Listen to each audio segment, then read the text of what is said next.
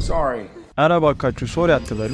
በዚህ ቪዲዮ የተለያዩ ከሱ የተሻሉ እና ይበልጥ ትርጉም ያላቸው አማራጮችን ሰጣችኋለሁ። እርግጥ ነው ያው ሶሪ ማለት ችግር አይደለም፣ ስህተትም አይደለም። አንድ ጥፋት ስናጠፋ አም ሶሪ እንላለን። ግን ደግሞ ችግሩ ምንድነው? ከሚገባው በላይ ጥቅም ላይ ውሏል። ይሄ ምን ያደርገዋል? ትንሽ ትርጉሙን እንዲያጣ ያደርገዋል ማለት ነው። ሁሌ የሆነ ነገር ትንሽም ትልቅም ጥፋት ባጠፋን ቁጥር አም ሶሪ ምንል ከሆነ ከልባችን አይመስልም። ሶሪ አም ሌት፣ ሶሪ ኡፕስ፣ ሶሪ እያልን ትርጉሙ ያጣል ማለት ነው። ከልባችን እንደሆነ ለማሳየት ከሱ የተሻሉ ትንሽ ጠንከር ያሉ አገላለጾችን መጠቀም ያስፈልጋል። እንዳልኳችሁ በዚህ ቪዲዮ ከሱ በደንብ ትርጉም ያላቸው የተሻሉ አገላለጾችን እንሰጣችኋለሁ። የተወሰኑ አማራጮችን እንሰጣችኋለን፣ ትንሽ ሶፊስቲኬትድ ለመምሰልና ቮካብላሪያችሁን ደግሞ ለመገንባት ማለት ነው። የመጀመሪያው ስለ ትናንሽ ጥፋቶች ስናወራ ለምሳሌ ለአንድ ሰው የተሳሳተ መረጃ ሰጣችሁ ሊሆን ይችላል፣ ወይም ደግሞ ስልክ ተሳስታችሁ ደውላችሁ ሊሆን ይችላል ሌላ ሰው ጋር። እንደዚህ አይነቶቹ ጥቃቅን ጥፋቶች ስታጠፉ ይቅርታ ለማለት የምትጠቀሟቸው 3 መንገዶች አሉ። የመጀመሪያው ማይ ሚስቴክ ነው። ማይ ሚስቴክ ትላላችሁ። ሁለተኛውና ትንሽ ሻል ያለው ደግሞ ማይ አፖሎጂስ። ኦኬ ማይ አፖሎጂስ አይ ሜድ አ ሚስቴክ። ሶስተኛው ደግሞ ይሄ በደንብ ኮመንሊ ወይም ደግሞ በብዛት የምንጠቀመው ነው ማይ ባድ የምትለዋ ናት።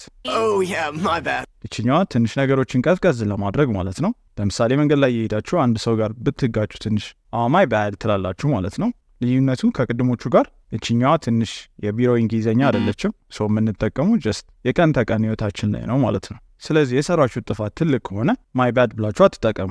ለምሳሌ አንድ ጓደኛችሁን ወደ ሰርጋችሁ ሳትጠሩት ብትቀሩና ብትረሱት ኡፕስ ማይ ባድ አትሉም መቼም አይደለ? ምክንያቱም እንደዛ ብትሉ ነገሮች ጥሩ አይሆኑም። በዛ ሰዓት ላይ ከዛ ትንሽ በለጥ ያለ ትርጉም ያለው ትንሽ ጠንከር ያለ አገላለጽ ያስፈልጋቸዋል። ማይ ባድ ብትሉ በቂ አይደለም። ምን ማለት ትችላላችሁ? I owe you an apology. Okay? I owe you an apology. ወይም ደግሞ I want to apologize ትላላችሁ ማለት ነው። I want to apologize. ይሄ የሚያሳየው ትንሽ ሲሪየስ እንደሆናችሁና ይቅርታውን ከልባችሁ እየጠየቃችሁ እንደሆነ ያሳያል ማለት ነው። እነዚህ ደግሞ በተለይ ስራ ቦታ ላይ በጣም ጠቃሚዎች ናቸው። ሌላ ጥሩነታቸው ደግሞ ከኋላቸው ቱ ወይም ፎር ብላችሁ የምትጨምሩት ነገር መጨመር ትችላላችሁ። ቱ ካላችሁ ማንን ይቅርታ የምትጠይቁትን ሰው ታስገባላችሁ። I apologize to you. I apologize to your sister. I apologize to your friend ትላላችሁ ማለት ነው። ይቅርታ እጠይቃለሁ፣ አንተን እህትን ይቅርታ እጠይቃለሁ፣ ወይም ደግሞ ጓደኛህን ይቅርታ ጠይቃለሁ ማለት ነው። ሁለተኛው ደግሞ ፎር ካስገባችሁ I apologize for ካላችሁ something ታስገባላችሁ፣ የሆነ ነገር። ለምንድን ነው ይቅርታ የምትጠይቁት? ምክንያቱን ላደረጉት ነገር ይቅርታ ጠይቃለሁ ስትሉ I apologize for my actions። ለጥፋቴ ይቅርታ ጠይቃለሁ ስትሉ I apologize for my mistakes ትላላችሁ ማለት ነው። I apologize to someone የሆነ ሰው፣ I apologize for something ትላላችሁ ማለት ነው። ቀጣይ ደግሞ ከዚህ የባሱ ጥፋቶችን ብታጠፉስ? ለምሳሌ እናንተ ላሳያችሁት ጸባይ ሊሆን ይችላል፣ ወይም ደግሞ አንድ የቤተሰባችሁ አባል ላሳየው ጸባይ ሊሆን ይችላል። ወደ ስራ ካመጣ ነው ደግሞ እናንተ ያጠፋችሁት ጥፋት ደንበኞች ላይ ወይም ደግሞ ድርጅታችሁ ላይ ከባድ ጉዳት ካመጣና ከውስጣችሁ ይቅርታ መጠየቅ ስትፈልጉ I sincerely apologize for my actions ትላላችሁ። sincerely apologize ስትሉ ከልቤ ይቅርታ ጠይቃለሁ ማለት ነው።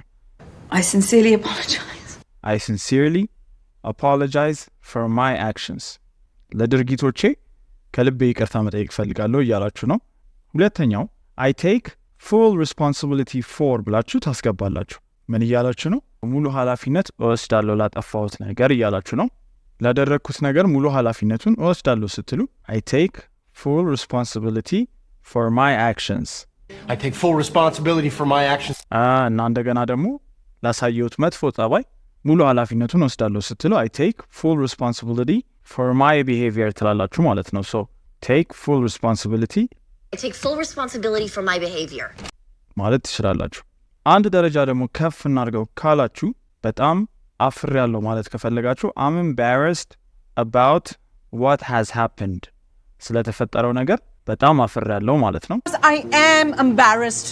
ያው በሌላ ቋንቋ መፈጠር ያልነበረበት ነው እያላችሁ ነው። ሁለተኛው ተመሳሳይ ከዚህ ጋር I'm ashamed of my brother's behavior። I am ashamed of my behavior ስንል ተመሳሳይ ነው ማለት ነው። ወንድሜ ባሳየው ጸባይ በጣም አፍሬያለሁ እያልን ነው። በጣም አፍሬያለሁ ስትሉ I'm embarrassed ወይም I'm ashamed መጠቀም ትችላላችሁ። እነዚህ በተለይ የምንጠቀማቸው በብዛት በጽሁፍ እንግሊዝኛ ላይ ነው። ምን ማለት ነው? ያው ብዙ ጊዜ የምናያቸው እነዚህን አገላለጾች ወይ ኢሜል ላይ ወይ ደብዳቤ ላይ ነው የሚሆነው፣ ግን ደግሞ ስራ ቦታ አካባቢ ለመጠቀም በጣም ምቹ ናቸው። ስለዚህ እንዳወራ ነው ለክላስ አንድ 5-10 ደቂቃ ብታረፍዱ I sincerely apologize for being late. I take full responsibility አትሉም። በጣም ይበዛል ለዛ ጉዳይ። ግን ደግሞ ለምሳሌ ጠዋት ተኝታችሁ ፋይናል ቢያመልጣችሁና ውጤታችሁ ቢዛባ እነዚህን ለመጠቀም በጣም ፐርፌክት ናቸው። እስከዚህ ድረስ ስለተከታተላችሁ በጣም አመሰግናለሁ። በነካ እጃችሁ ደግሞ ላይክ፣ ሼር እና ሰብስክራይብ አድርጉ። ቀጣይ እንዲሰራላችሁ የምትፈልጉት ነገር ካለ ደግሞ እታች ኮመንት ላይ አስቀምጡት። Until then, take care guys. Bye bye.